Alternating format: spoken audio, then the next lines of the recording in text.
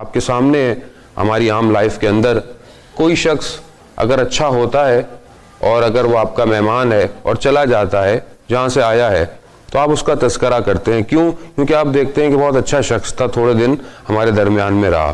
اسی طرح جو شخص ہماری زندگی سے، دنیا سے رخصت ہو جاتا ہے اور اگر وہ اچھا ہوتا ہے تو آپ اس کا ذکر کرتے رہتے ہیں.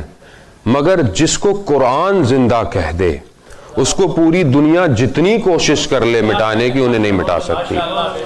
دیکھیں سب سے پہلے، کیونکہ دیکھیں مکتب اسلام، مکتب تشیع، مکتب امام حسین مکتب قرآنی ہے.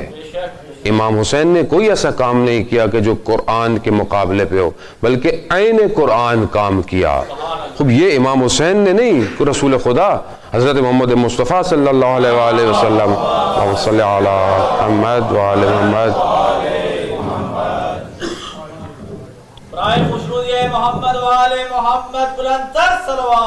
اللہم صلی علی محمد وآل.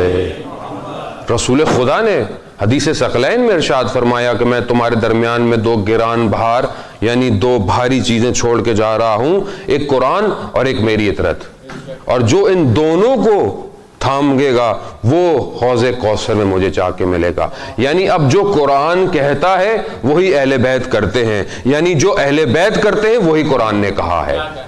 یعنی امام حسین کا مقصد، دیکھیں ہم لوگ آئے ہیں یہاں پر ظاہر کچھ نہ کچھ سیکھنے کے لیے آئے ہیں، اور ہمیں انشاءاللہ سیکھ کر یہاں سے جانا ہے. کربلا راہ ہدایت ہے. کیسے ہدایت ہے؟ کہ دیکھیں جب تک ہم قرآن کو اپنی زندگی میں شامل نہیں کریں گے ہم ہدایت نہیں پا سکتے.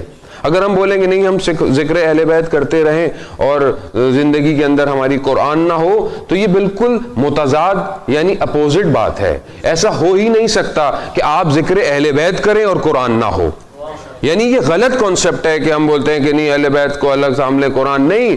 ہم یا تو پھر اہل بیت کو نہیں سمجھے یا پھر ہم قرآن کو نہیں سمجھے. میثم ابن تمار کو خلیفہ وقت نے کہا کہ علی کی مدح کرنا چھوڑ دو، تو میثم نے کیا جواب دیا تھا؟ میثم نے کہا کہ کیا میں قرآن کی تلاوت چھوڑ دوں؟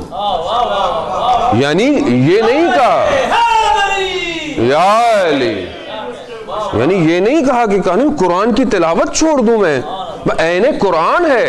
جنگ جمل میں مولا نے یہی تو فرمایا تھا کہ تم ان خالی ڈبوں کو جو نیزوں میں اٹھائے ہیں اور قرآن سمجھ کر تم کہاں گمراہ ہو رہے ہو. ارے میں ناطق قرآن ہوں، جو میں تمہیں کہہ رہا ہوں اس پر عمل کرو. یعنی آج اگر ہم اپنی زندگی میں چاہتے ہیں عمل کرنا تو پھر اہل بیت کو ویسے سمجھیں جیسے قرآن نے کہا ہے.